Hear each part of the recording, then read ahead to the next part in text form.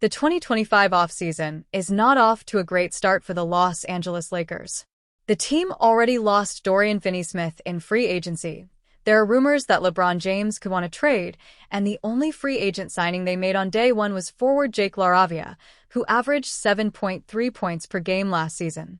There is still time for the Lakers to make moves, but they're missing out on a lot of potential impact players. Now that James appears to have one foot out the door, Los Angeles is likely thinking about the future. However, they have Luka Doncic, who makes the Lakers formidable even without James. Even with that in mind, Pelinka could be looking to the distant future to fully round out the roster, according to ESPN's Dave McMenamin. By Finney-Smith leaving, LA has access to the full mid-level exception, rather than the taxpayers' MLE, worth approximately half at $6.7 million, and also the biannual exception, worth approximately $5.1 million, McMenamin wrote. Though Finney-Smith was a popular locker room figure and helped the Lakers to a 14-6 record in the 20 games he started in the regular season, LA exercised discipline in its negotiations to preserve cap space for 2027, when the team expects to have space to sign a max salary free agent. Pelinka slammed for inaction. It's important to note that McMenamin wrote that Pelinka is saving cap space for 2027, which is 2 years from now. That seems like a perplexing strategy when the Lakers have Doncic on the roster and James is still on the team for now. Longtime NBA insider Kevin O'Connor was perplexed by McMenamin's report. 2027? You mean 2 summers from now for a player they may or may not be able to get? Is Rob Pelinka insane? You have Luka Doncic and LeBron James on your team today. O'Connor wrote on X. Fans are particularly unhappy with Pelinka. The Luka trade, which was mostly Nico, made people forget that Rob Pelinka is really not that good. One fan wrote on X. Pelinka is a terrible GM.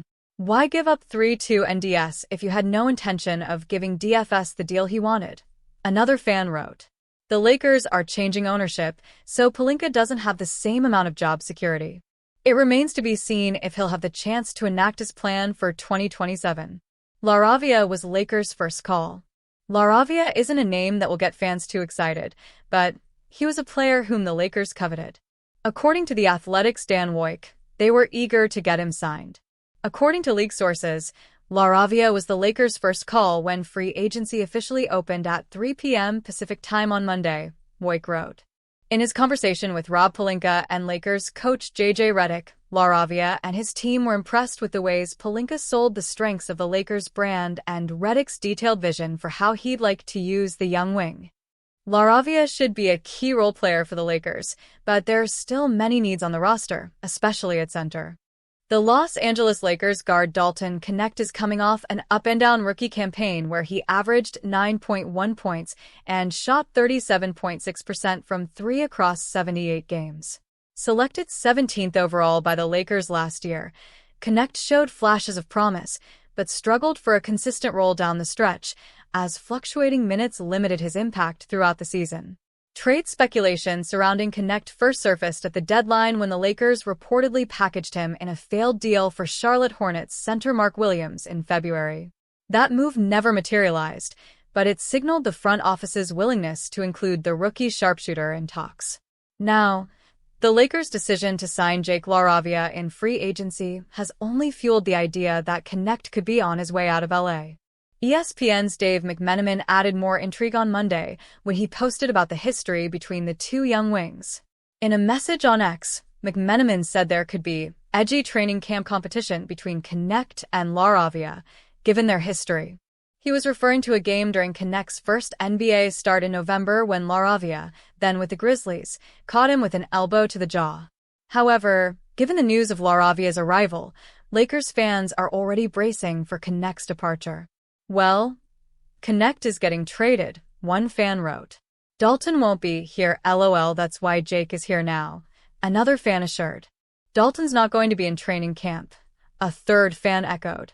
No way Dalton comes into the season on our team, another fan posted. Dave, we trading Dalton, another fan added.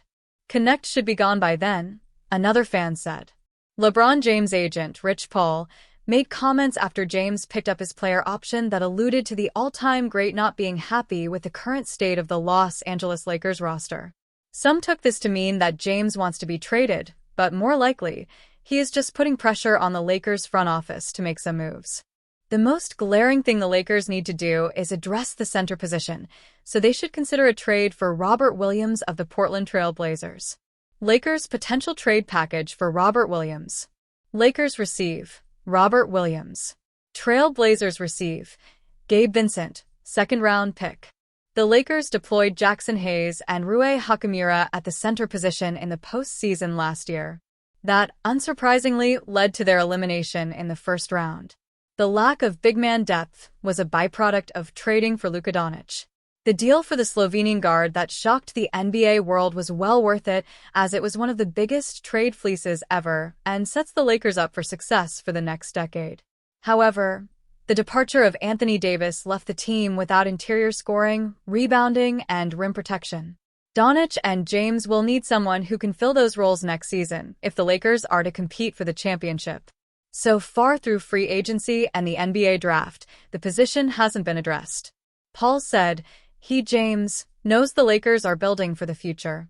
He understands that, but he values a realistic chance of winning it all. We are very appreciative of the partnership that we've had for 8 years with Jeannie, Bus, and Rob Pelinka, and consider the Lakers as a critical part of his career. James clearly isn't thrilled about the state of the Lakers ahead of what will likely be his last season, or 2 in the NBA. Luckily, there are a few options to pursue for interior help. DeAndre Ayton was recently bought out by the Trail Blazers, and the Lakers have reported interest in the former first overall pick. Los Angeles could also pursue Ayton's old teammate, Robert Williams. The Trail Blazers still have a logjam in their center rotation, even after moving on from Ayton. Donovan Clingan is the starter, but they also drafted Young Hansen in the first round of the 2025 NBA draft. Additionally, Dupreach can fill minutes and knock down three-point shots from the pivot spot when need be. The Blazers might need to move Williams as well in order to better balance out the roster. The Texas A&M product has often struggled with injuries throughout his career, but he'd be a worthwhile gamble for the Lakers because adding him would be a step in the right direction that Los Angeles could make without giving up much.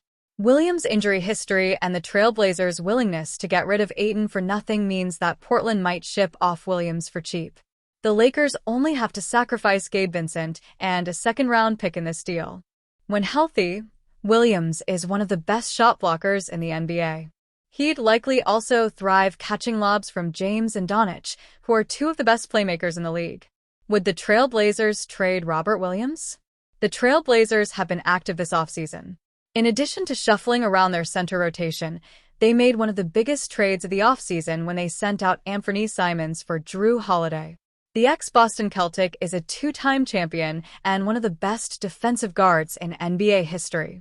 That winning experience and play style could be valuable for Portland, but nonetheless, the trade received lots of criticism. Simons is the much younger player, and Holiday showed signs of regression last season. Simons, meanwhile, is just nearing his prime, and he has already scored 19-plus points per game in each of the last 3 seasons. The Trail Blazers want to compete in the stacked Western Conference, so they likely will make more moves. The perplexing Holiday trade confirms that they are unpredictable, though. Trading Williams does make some sense, but it makes less sense after letting Ayton go, and there would be little reason to accept this underwhelming package from the Lakers.